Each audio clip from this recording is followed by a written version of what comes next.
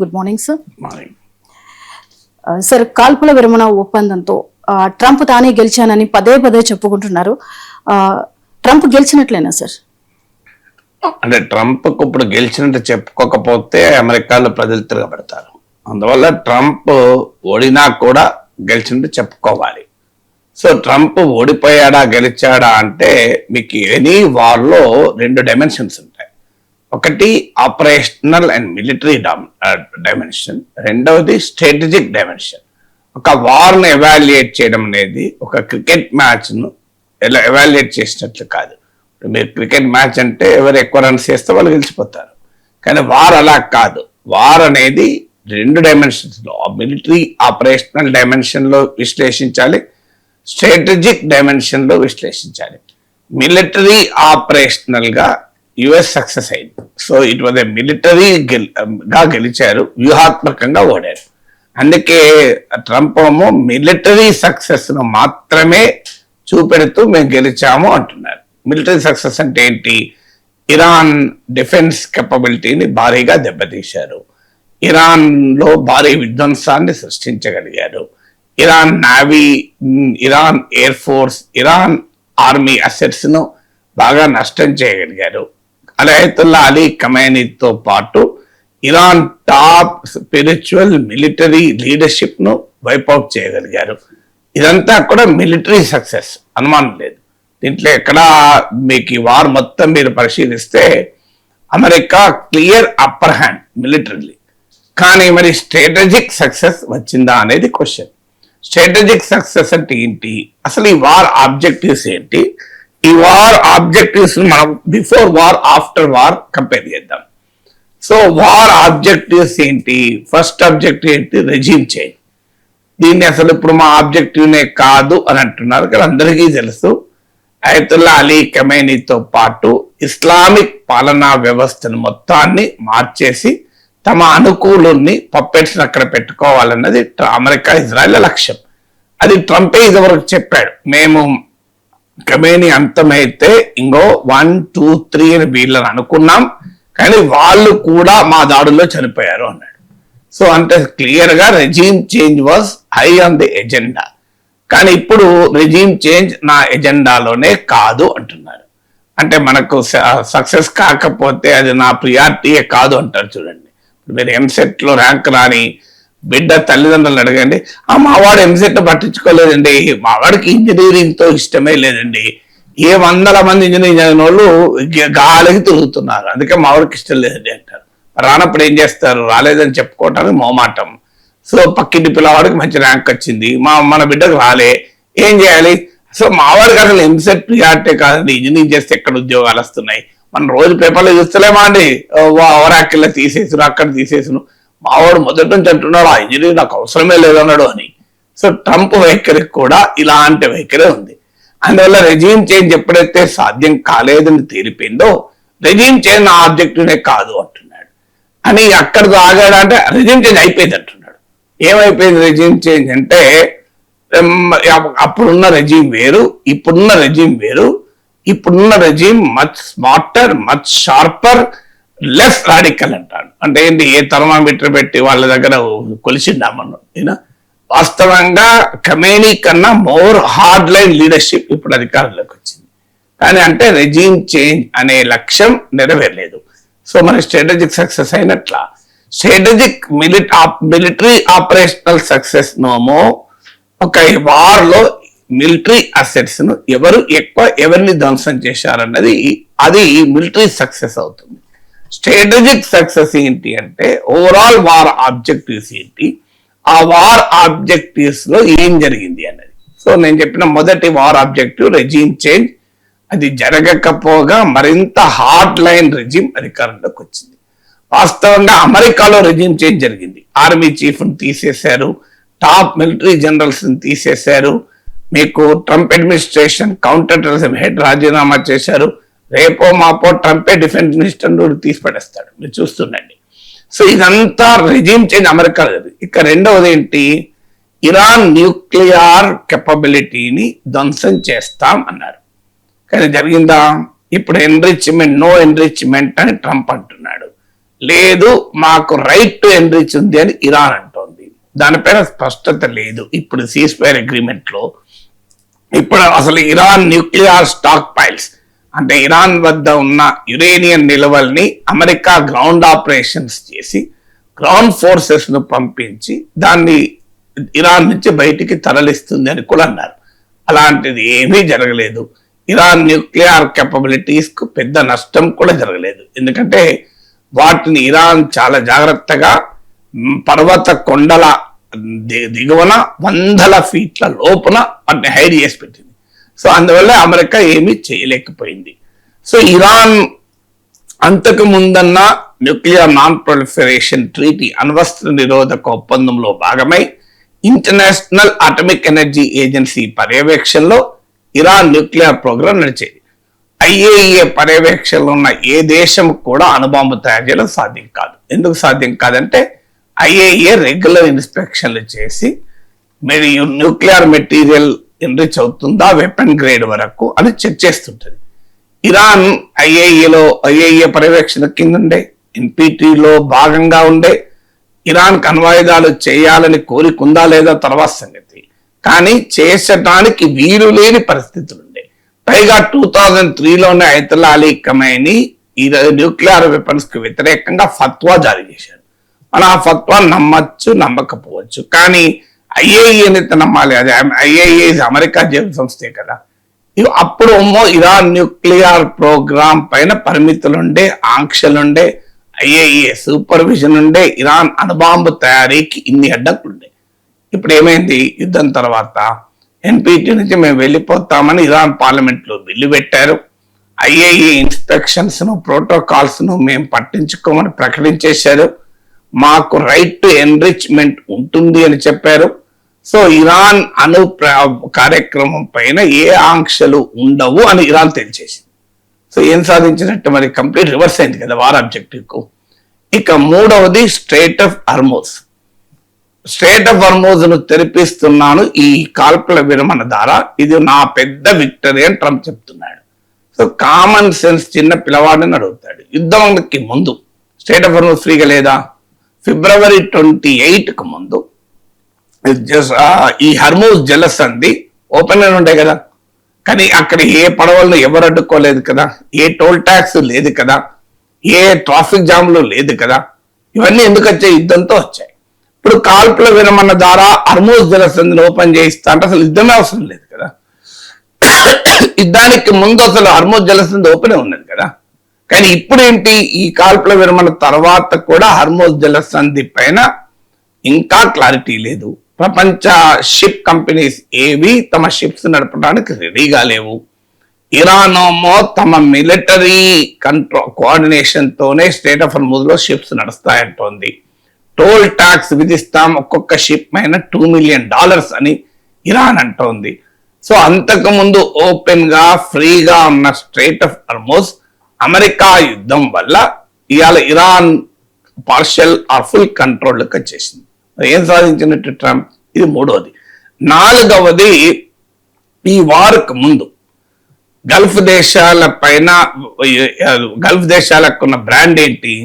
ఇక్కడ పెట్టుబడి పెడితే సురక్షితం అంటూ మీకు top technology companies Amazon, Google, Microsoft వీళ్ళంతా పెద్ద ఎత్తున ఆర్టిఫిషియల్ ఇంటెలిజెన్స్ డేటా సెంటర్లను ఇక్కడ ఇన్వెస్ట్ చేశారు. దుబాయ్ అయితే ప్రపంచ గోల్డ్ మార్కెట్ గా ఎమర్జ్ అయింది. 20% ఆఫ్ గ్లోబల్ గోల్డ్ ట్రేడ్ దుబాయ్లోనే జరుగుతుంది. అలాగే మీకు ఈ గ్లోబల్ ఇన్వెస్ట్మెంట్ డెస్టినేషన్ గా అరబ్ నేషన్స్ రీబ్రాండ్ అవుతున్న సమయం. ఇవాళ పరిస్థితి ఏంటి? అవి అన్సేఫ్ అని, సో అక్కడ ఎప్పుడైనా ఏదైనా జరగవచ్చని ఒక అనిశ్చిత అస్థిర ప్రపంచ ప్లేస్ గా వాటి బ్రాండ్ మారిపోయింది. సో వాటికి ఈ బ్రాండ్ యుద్ధానికి ముందు ఈ బ్రాండ్ నష్టం జరగలే, యుద్ధం తర్వాతే ఈ బ్రాండ్ నష్టం జరిగింది. ఐదవది, యుద్ధానికి ముందు అమెరికా మిలిటరీ బేసెస్ ఇక్కడ గల్ఫ్ లో ఉన్నాయి. ప్రపంచంలో 80 కంట్రీస్ లో అమెరికా మిలిటరీ బేసెస్ ఉన్నాయి, 80 to 100 కంట్రీస్ లో. అందులో గల్ఫ్ దేశాల్లోనే ఒక 13-14 దాకా మిలిటరీ బేసెస్ ఉన్నాయి. సో మీకు UAE, Bahrain, Jordan, Oman, Kuwait, Iraq ఇట్లా అంతటా అమెరికన్ మిలిటరీ బేస్ ఉన్నాయి. ఈ అమెరికన్ మిలిటరీ బేసెస్ గల్ఫ్ లో సుస్థిరతకు కారణమవుతాయి. అమెరికన్ మిలిటరీ బేసెస్ ఉన్నాయి కనుక ఎవడు ఇజ్రాయెల్ ముట్టుకోలేరు. అమెరికన్ మిలిటరీ బేసెస్ ఉన్నాయి కనుక అమెరికా మిత్ర దేశాలైన అరబ్ దేశాలను ఎవరు ముట్టుకోలేరు. There is no threat from Iran కానీ వాట్స్ ఎవర్ అని అనుకున్నారు. ఇప్పుడు ఈ యుద్ధం తర్వాత ఏం జరిగింది? అవి అమెరికన్ మిలిటరీ బేసెస్ డ్యామేజ్ అయ్యాయి. ఆ మిలిటరీ బేసెస్ నుంచి మిలిటరీ ఆఫీసర్స్ వెళ్ళిపోయి హోటల్లో తలదాచుకున్నారు. ఇలా అమెరికా పైన అరబ్ దేశాల కాన్ఫిడెన్సే షార్టర్ అయిపోయింది. అంటే అమెరికా మమ్మల్ని ఇజ్రాయెల్ నుంచి కాపాడలేదు, ఇరాన్ నుంచి కాపాడలేదు అని తెలిపింది. ఇజ్రాయెల్ ఖతార్ పైన అటాక్ చేయడంతో ఇజ్రాయెల్ పైన అమెరికా పైన నమ్మకం పోయింది. ఇజ్రాయెల్ దాడుల నుంచి అమెరికా కాపాడుతుందని. ఇప్పుడు ఈ వార్తో ఇరాన్ ను అమెరికా నిలువరించగలుగుతున్న నమ్మకం అరబ్ దేశాలకు పోయింది. సో అరబ్ దేశాలకు అమెరికా పైన కాన్ఫిడెన్స్ పూర్తిగా దెబ్బతినటానికి ట్రంప్ యుద్ధం కారణమైంది. దానికి ఉదాహరణే సౌదీ అరేబియా పాకిస్తాన్ తో ప్రత్యేకంగా డిఫెన్స్ అగ్రిమెంట్ కుదుర్చుకుంది. 40 ఇస్లామిక్ కంట్రీస్ ఇస్లామిక్ నాటో ఏర్పాటు దిశగా అడుగులు వేస్తున్నాయి. సో సొంత మిలిటరీ సెక్యూరిటీ ఆర్కిటెక్చర్ ను అమెరికాపై ఆధారపడకుండా నిర్మించుకోవటానికి చూస్తున్నాయి. సో 5th డైమెన్షన్ ఏంటి? యుద్ధానికి ముందేమో అమెరికా ఆధీనంలో ఉన్న సెక్యూరిటీ ఆర్కిటెక్చర్, అమెరికా కాపాడుతుందన్న నమ్మకం. యుద్ధం తర్వాత అమెరికా పైన నమ్మకం సన్నగిలింది. అమెరికన్ సెక్యూరిటీ ఆర్కిటెక్చర్ తో నమ్మకం లేక సొంత సెక్యూరిటీ ఆర్కిటెక్చర్ నిర్మించుకోవాలని చూస్తున్నారు. ఇస్లామిక్ నాటో ఏర్పాటు ఖచ్చితంగా భారత్తో సహా అనేక ప్రపంచానికి ఇది ఒక ప్రమాదకరమైన సంకేతం. ఎందుకంటే మతం ఆధారంగా దేశాలు ఏకమై ఒక నాటో ఏర్పాటు చేస్తే ఎలాంటి ప్రమాదకర సంకేతాలు వస్తాయి. సో ట్రంప్ యుద్ధం వల్ల అమెరికా వీక్ అయింది ఈ ప్రాంతంలో. 6వది, యుద్ధానికి ముందు అమెరికా ఏమైనా చేయగలుగుతుంది. అమెరికా సర్వశక్తివంతురాలు. చూడండి, ఒక దేశ ప్రెసిడెంట్ ను ఎంత చిన్న ఆపరేషన్ తో లేపుకొని రాగలిగారు వెనుజులాలో. చైనా రష్యాలు చూస్తూ ఊరి పూడుకున్నాయి. ఏమీ చేయలేని దుస్థితి. వెనుజులా చైనాకు రష్యాకు సన్నిహిత మిత్ర దేశమైనా కూడా ఏమీ చేయలేకపోయాయి. అమెరికా అంటే అంత శక్తివంతురాలు. America can do anything anywhere అన్నారు. ఇప్పుడు ఆ పరిస్థితి ఉందా? సో ఇప్పుడు ఏం తేలిపోయింది? ఇరాన్ లాంటి ఒక అసిమెట్రిక్ మిలిటరీ పవర్, అంటే తనతో పోలిస్తే బలహీనమైన దేశం కూడా అమెరికా లాంటి బలమైన దేశాన్ని పీచే ముట్, సో వెనక్కు తిప్పగొట్టగలదు. అంటే బలమైన దేశాన్ని కూడా అసిమెట్రిక్ వార్ స్ట్రాటజీస్ తో బలహీనుడు కూడా నిలువరించగలడు. అంటే యుద్ధం అనేది మిలిటరీ సుపీరియారిటీతో మాత్రమే అవుట్కమ్లు ఉండవు అని ఇరాన్ రుజువు చేసింది. సో ఇది అమెరికా గౌరవాన్ని మంటగలిపింది. అమెరికా అంటే భయం లేకుండా ప్రపంచానికి చేయగలిగింది. ఇది అమెరికాకు లాభం తెచ్చింది. ఇది మేక్ అమెరికా గ్రేట్ అగైన్ అవుతుందా? ఇక 7వది, 7th ఫ్యాక్టర్ ఏంటంటే, ఈ వార్కు ముందు చైనా రోలు, రష్యా రోలు చూస్తే అమెరికా ముందు ఈ 2 దేశాలు నిలబడలేవు. ఇవి పేరుకు మాట్లాడతాయి తప్ప, పేపర్ టైగర్స్ తప్ప అమెరికన్ ఆధిపత్యాన్ని ప్రశ్నించగలిగే శక్తి చైనాకు లేదు, రష్యాకు లేదు. సో అది వెనుజులా విషయంలో బయటపడింది, క్యూబా విషయంలో కూడా బయటపడుతుంది. సో యుఎస్ హెజమనీకి చైనా రష్యాలు ఏమీ చేయలేవు అని అనుకున్నారు. ఈ వార్ తర్వాత ఏంటి పరిస్థితి? అమెరికా ఊబిలో కూరుకుపోతే పైకి రావటానికి ట్రంప్కు మార్గం లేనప్పుడు తనను ఎలాగైనా ఈ యుద్ధము నుంచి బయటపడేయండి అని ట్రంప్ మొరపెట్టుకుంటే ఆ రక్షణగా ఎవరొచ్చారు? చైనా వచ్చింది. పాకిస్తాన్ ముందున్నా చైనా వెనక అసలుగా ఆ చక్రం తిప్పింది చైనా. అంటే అమెరికా ఇరాన్ల మధ్య వార్ను చైనా ఆపింది. ఇది ప్రెసిడెంట్ ట్రంపే agency France press AFP news ఏజెన్సీకి ఇచ్చిన ఇంటర్వ్యూలో ఎక్నాలెడ్జ్ చేశాడు. పైకి పాకిస్తాన్ పేరు చెప్తున్నాడు, ఎందుకంటే ప్రతిష్ట నిలబెట్టుకోవటానికి. అంటే చైనా ఆఖరికి అమెరికాకు కూడా యుద్ధం ఆపటానికి చైనానే రావాలి. అంటే ఎవరిపైన ఆధారపడ్డారు ఇప్పుడు? ఇక మీకు యునైటెడ్ నేషన్స్ లో స్ట్రైట్ ఆఫ్ హార్మోజ్ ను యూజ్ ఆఫ్ ఫోర్స్ తో లిబరేట్ చేస్తాము అని అమెరికా ఒక తీర్మానం పెడితే చైనా రష్యాలు వీటో చేశాయి.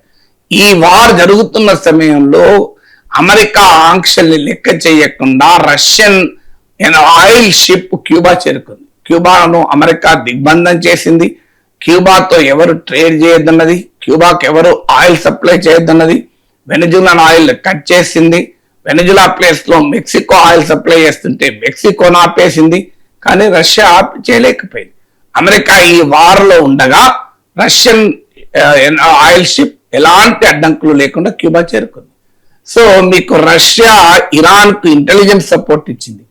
అల్టిమేట్ గా మీరు స్ట్రాటజిక్ బ్యాలెన్స్ చూడండి. అమెరికా ఒకవైపు, రష్యా చైనా మరోవైపు ఉంటే ఈ యుద్ధానికి ముందు balance was in favour of America. ఇప్పుడు ఎంతో కొంత టిల్ట్ అయి రష్యా చైనాకు ఫేవర్ గా మారింది. ఇప్పటికే అమెరికా హెజమని ఉండవచ్చు, కానీ ఇంటర్నేషనల్ రిలేషన్స్ లో స్పెక్టాక్యులర్ చేంజ్ ఒక్క రోజులో రాదు. బట్ ఇది క్లియర్ ఇండికేషన్ దట్ అమెరికాకు కళ్ళం వేయగలిగే శక్తి ఎంతో కొంత ఇప్పటికీ రష్యాకు చైనాకు ఉన్నాయన్నది ఇది రుజువు చేసింది కదా. మరి ఇది అమెరికాకు స్ట్రాటజిక్ బలహీనత కదా. ఇక 8వది మీకు ట్రాన్స్ అట్లాంటిక్ పార్ట్నర్షిప్ అంటారు. అంటే అమెరికా యూరప్ల మధ్య పోస్ట్ సెకండ్ వరల్డ్ వార్ లో ఇదే క్లియర్ పార్ట్నర్షిప్, అంటే defining partnership for the post second world war world order ఏంటంటే ట్రాన్స్ అట్లాంటిక్ పార్ట్నర్షిప్, అమెరికా యూరప్ల మధ్య స్నేహం. ఇది ట్రంప్ వచ్చినాక బలహీన పడుతూ వచ్చింది. ఇప్పుడు ఉక్రెయిన్ వార్ లో మనం చూసాం అమెరికా యూరప్ల మధ్య స్నేహం. ట్రంప్ చర్యలతో అది వీక్ అవుతూ వచ్చింది. ఉక్రెయిన్ వార్ లో రష్యాకు అనుకూలంగా, పుటిన్కు అనుకూలంగా ట్రంప్ వ్యవహరించడము, ఉక్రెయిన్ కు సపోర్ట్ తగ్గించడము, తర్వాత గ్రీన్లాండ్ తో ఇది మరింతగా దెబ్బతిన్నది. మీకు నాటో పట్ల ట్రంప్ వ్యవహరించిన తీరు, యూరోపియన్ సెక్యూరిటీ పట్ల ట్రంప్ వ్యవహరించిన తీరుతో దెబ్బతిన్నది. కానీ ఫైనల్ దెబ్బ ఎక్కడ తాకిందంటే ఇరాన్ యుద్ధంలో తాకింది. మీరు చూడండి, స్ట్రైట్ ఆఫ్ హార్మోజ్ ను వదిలివేయండి, స్ట్రైట్ ఆఫ్ హార్మోజ్ ను ఓపెన్ చేద్దాం రండి అని అమెరికా నాటో దేశాలను పిలిపిస్తే ఒక్క దేశం ముందుకు రాలి. పైగా ఫ్రాన్స్, ఇటలీ, స్పెయిన్ లాంటి దేశాలు మా గగనతలాన్ని ఇరాన్ పై వారికి ఉపయోగించుకోము అని ప్రకటించేసింది. చివరకు యూకే లాంటి క్లయింట్ కంట్రీస్ కూడా అమెరికాను తో వెనక రావటానికి సిద్ధపడలేదు. Just remember 20 years ago Iraq యుద్ధం, ఆఫ్ఘనిస్తాన్ యుద్ధం, ఈ 2 యుద్ధాలలో మీరు చూడండి, లిబియాపై వార్, 3 వార్లు. ఈ 3 యుద్ధాల్లో అమెరికా ఎలా చెప్పితే అలా నాటో దేశాలు వివరించాయి. కానీ first time in the history of North Atlantic Treaty Organisation, first time in the history of the transatlantic post second world war partnership అమెరికాతో రమ్మంటే రాము పుమ్మని చెప్పేసిన యూరోపియన్ నాటో అలయన్స్. ఇది మరి అమెరికాను మేక్ అమెరికా గ్రేట్ అగైన్ అవుతుందా? 9వది మీకు అసలు global strategic environment లో అమెరికాకు, యూరప్ కు మరింత కీలకమైంది ఉక్రెయిన్ వార్ విషయంలో ఇప్పుడు అమెరికా మారల్ లెజిటిమసీని కోల్పోయింది.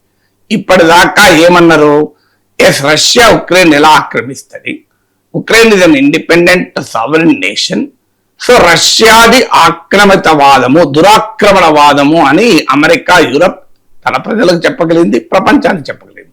ఇప్పుడు ఏమని చెప్తారు, అమెరికా ఎక్కడో వేల కిలోమీటర్ల దూరంలో ఉండి తన భద్రతకు ఏ రకంగా ప్రమాదం లేని ఇరాన్ పైన దాడి చేసింది. మరి రష్యా ఉక్రెయిన్ పై దాడి చేయడాన్ని అమెరికా ఎలా ఆపగలుగుతుంది? రేపు చైనా తైవాన్ పైన బలప్రయోగం చేస్తే, యూజ్ ఆఫ్ ఫోర్స్ చేస్తే అమెరికా ఏ మొహం పెట్టుకొని చైనాను దోషిగా నిలబెట్టగలుగుతుంది? సో అంటే గ్లోబల్ స్ట్రాటజిక్ ఎన్విరాన్మెంట్ లో America lost its moral legitimacy.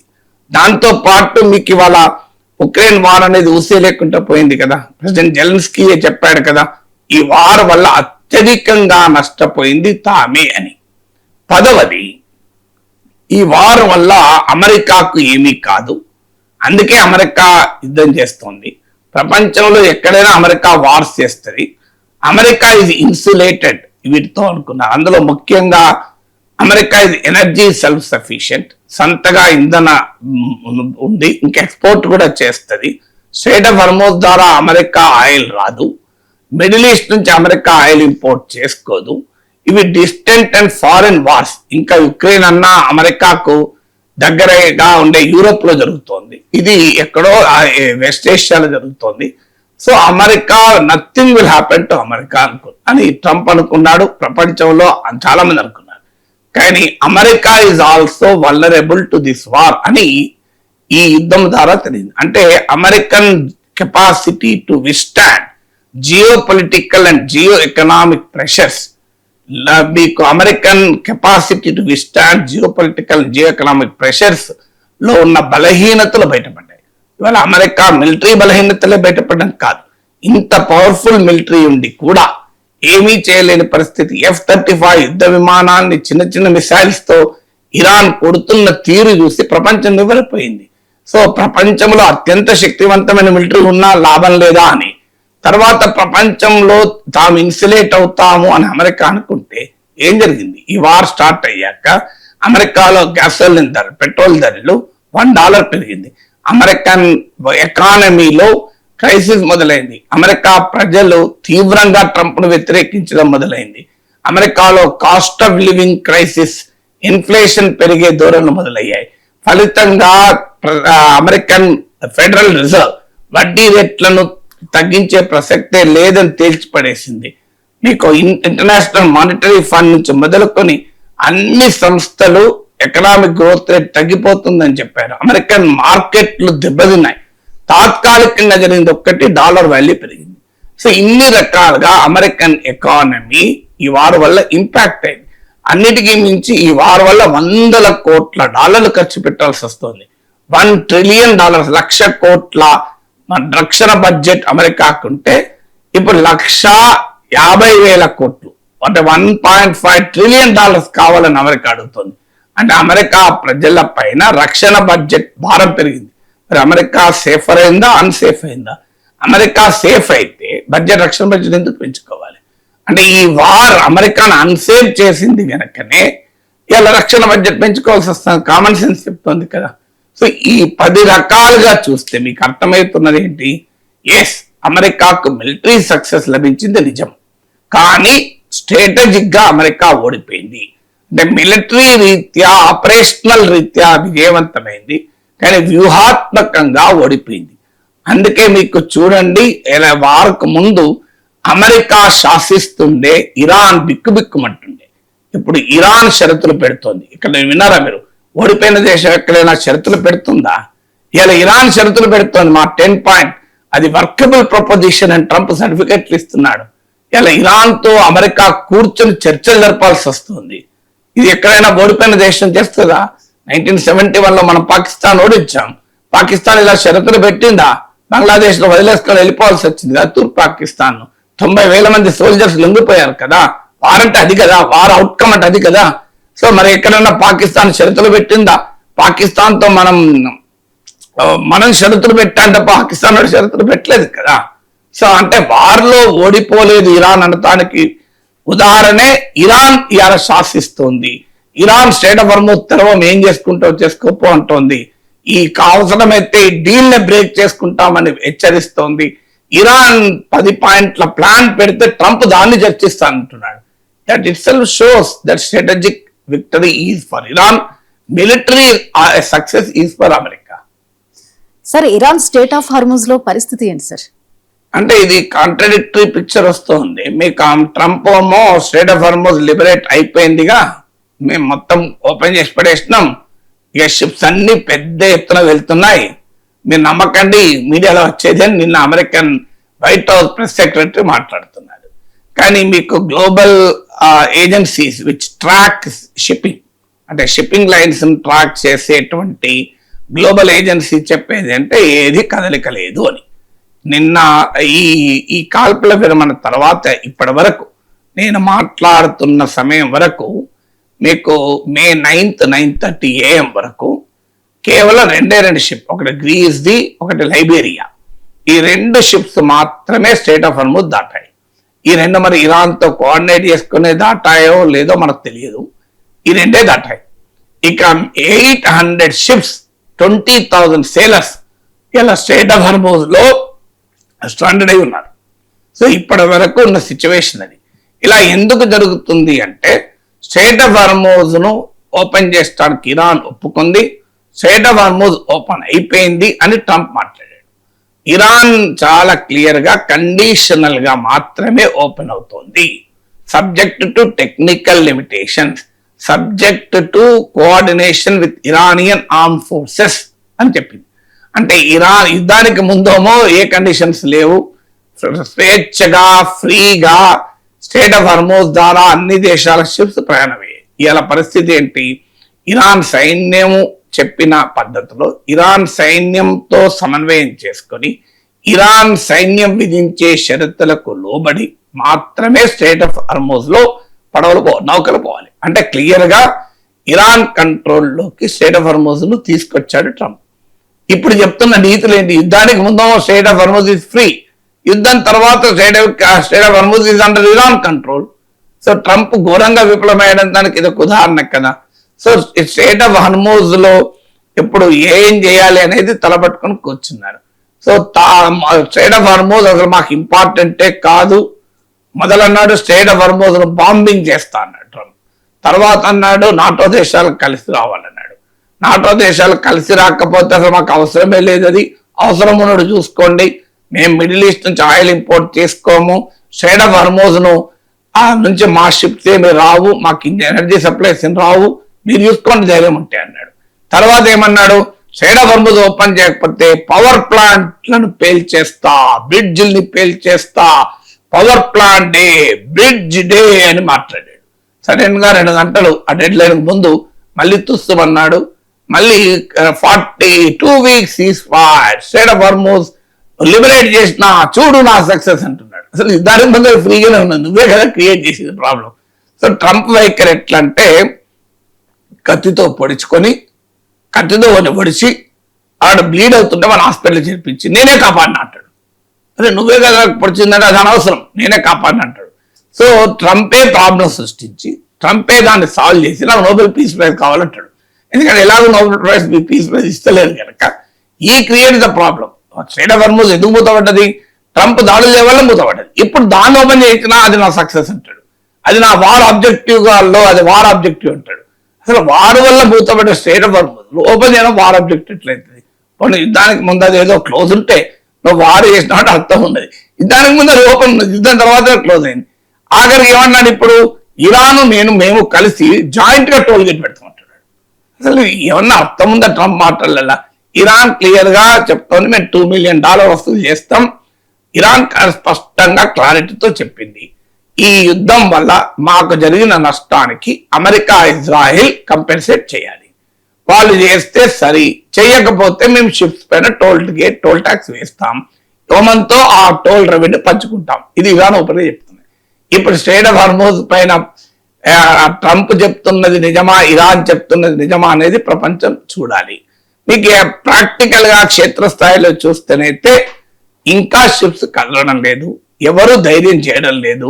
అందులో షిప్పింగ్ ఎలా ఉంటుంది అంటే $100 కోట్ల విలువైన షిప్స్ అవి. ఏ చిన్న ప్రమాదం ఉంది అనుకున్నా అక్కడికి పోవు. అది ట్రంప్కి అర్థం కావాలి, తెగించి పోరు. ఎందుకంటే అది మీకు 2 కోట్ల కారు ఉందనుకోండి, ₹1 కోటి కారు ఉందనుకోండి, రోడ్డు బాగలేదు అనుకోండి, రిస్క్ తీసుకుంటారా మీరు?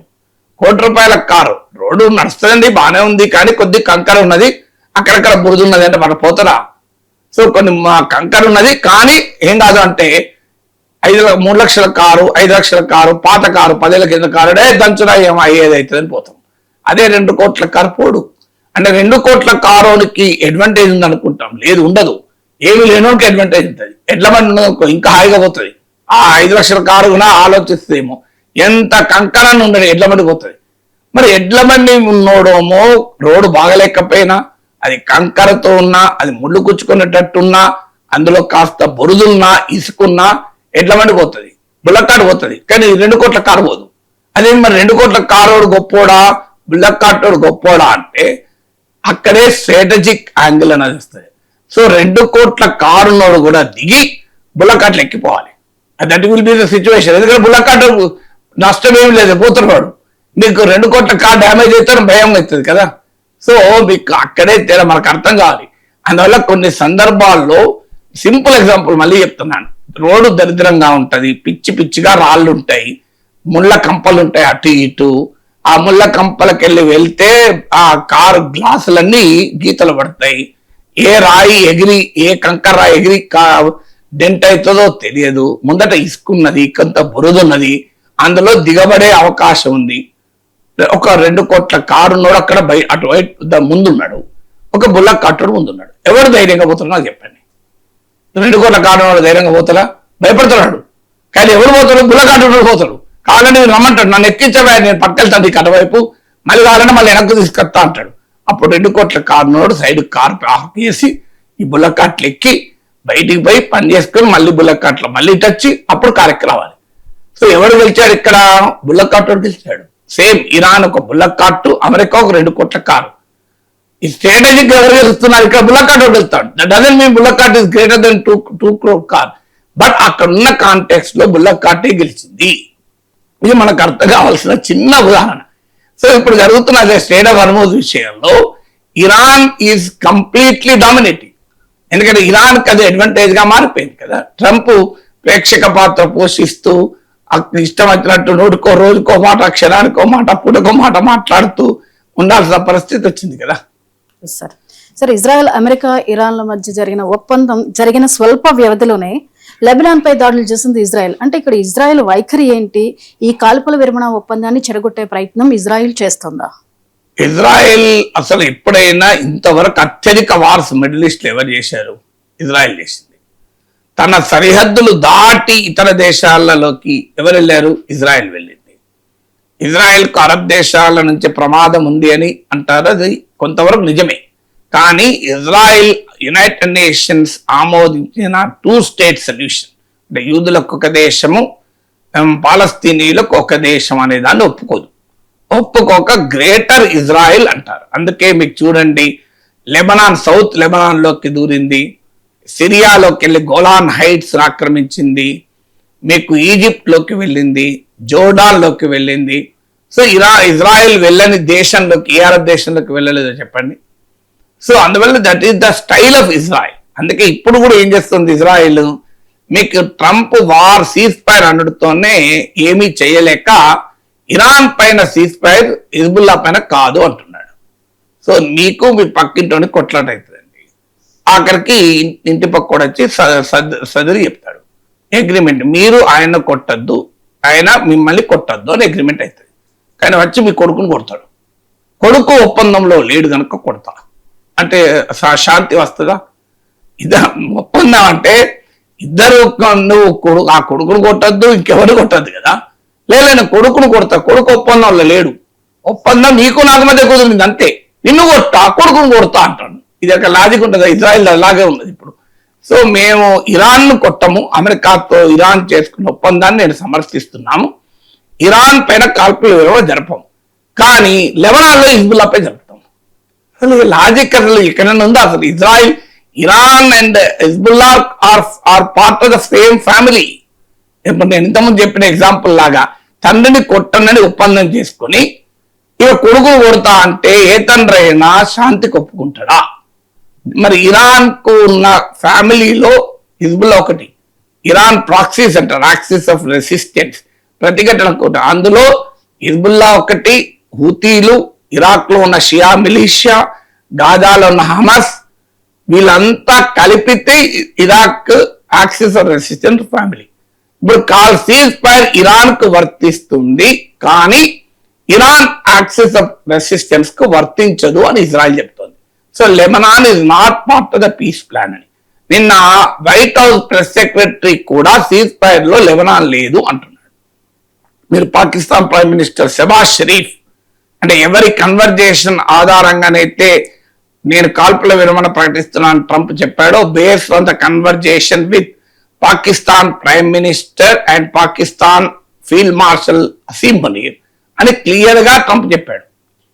వాళ్ళు ఏం చెప్పారు? అన్ని రకాల వార్స్ ఆగిపోతాయి. This cease fire applies to Lebanon, applies to Yemen, applies to Iraq, everywhere అని చెప్పారు.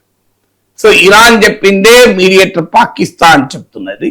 కానీ అమెరికా, ఇజ్రాయెల్ మాత్రం ఈ సీజ్ ఫైర్ లో లెబనాన్ లేదు అని చెప్తున్నారు. అంటే మరి లెబనాన్ లేకపోతే ఇరాన్ ఎందుకు ఉంటుంది? అందుకే ఇరాన్ హెచ్చరించింది, మేము సీజ్ ఫైర్ లోనే ఉండం, కాల్పుల విరమణను రద్దు చేసుకుంటాం అని ఇరాన్ అమెరికాను హెచ్చరించింది. మీరు కనుక ఇప్పుడు ఆ కాల్పుల విరమణలో లెబనాన్ లేకపోతే ఇరాన్ అంగీకరించే ప్రసక్తే లేదు. మీకు లెబనాన్ పైన హిజ్బుల్లా పైన ఇజ్రాయెల్ దాడి చేస్తుంటే నేను ఇంతకు ముందు చాలా సింపుల్ గా అర్థమయ్యడానికి మీకు ఇచ్చిన ఉదాహరణదే. తండ్రిని కొట్టమని ఒప్పందం చేసుకుని కొడుకును కొడుతుంటే ఏ తండ్రి కూడా శాంతికి ఒప్పుకోడు. అన్నను కొట్టనని అగ్రిమెంట్ చేసుకుని తమ్ముడిని తోముతుంటే ఏ అన్న కూడా ఒప్పుకోడు అగ్రిమెంట్ కు. సో నన్ను కొట్టద్దంటే మా ఫ్యామిలీనే ముట్టుకోవద్దు, మా ఇంటి మీదకే రావద్దని కదా, నిన్ను మాత్రం కొట్టా కానీ మిగతా కొడతా అంటే అది ఎట్లా కాల్పుల విరమణ అవుతుంది? అందువల్ల ఇజ్రాయెల్ క్లియర్ గా ఈ సీజ్ పాయింట్ బ్రేక్ చేసే రీతిలో వివరిస్తుంది. అమెరికా గనక ఇజ్రాయెల్ ని కట్టడి చెయ్యకపోతే మీరు చూడండి 2 వారాలు కాదు 2 రోజులు కూడా ఈ సీజ్ పాయింట్ నిలబడదు. మీకు ఇది కొత్త కూడా కాదు. జూన్ 2025లో అమెరికా ఇరాన్ల మధ్య చర్చలు జరుగుతున్న సమయంలో ఇజ్రాయెల్ ఇరాన్ పై దాడి చేసింది. అంటే చర్చలు ఒప్పందానికి లీడ్ చేయకూడదు అని, అంటే to derail the peace talks Israel Iran పై దాడి చేసింది. అమెరికాను కూడా ఆ యుద్ధంలోకి దించింది. ఇప్పుడు చూడండి మీరు February 28న ఈ వార్ మొదలైంది. February 27న మీడియేట్ చేస్తున్న ఒమాన్ ఫారెన్ మినిస్టర్ ప్రకటించాడు 24 గంటల్లో డీల్ కుదురుతుంది, అమెరికా కండిషన్స్ అన్నింటికి ఇరాన్ అంగీకరించింది అని. సరిగ్గా డీల్ కుదిరేలోగా మళ్ళీ వార్ మొదలైంది. అంటే క్లియర్ గా ఎప్పుడు డీల్ కుదిరినా దాన్ని చెడగొట్టడానికి ఇజ్రాయిల్ తన వంతు కర్తవ్యాన్ని నిర్వర్తిస్తుంది. అమెరికా ఇప్పటి వరకు ఇజ్రాయిల్ కట్టడి చేయలేకపోయింది. ఇప్పుడు కూడా మళ్ళీ కట్టడి చేయకపోతే ఇజ్రాయిల్ ఇలాగే దాడులు కొనసాగిస్తే ఖచ్చితంగా ఇరాన్ ఒప్పందాన్ని రద్దు చేసుకుంటుంది. మళ్ళీ వెస్ట్ ఏషియా మళ్ళీ వారిలోకి ఊబిలోకి అమెరికాను ఊబిలో దిగుతుంది. ఇజ్రాయిల్ అమెరికాను నిరంతరం ఒక ఊబిలో దించేస్తుంది. అది అమెరికాకు ప్రమాదం. ఇప్పటికైనా అమెరికా ఇజ్రాయిల్ కట్టడి చేయాలి. ఈ పీస్ అనేది అన్ని వైపుల నుంచి ఉన్నప్పుడే సాధ్యమైంది. Yes sir.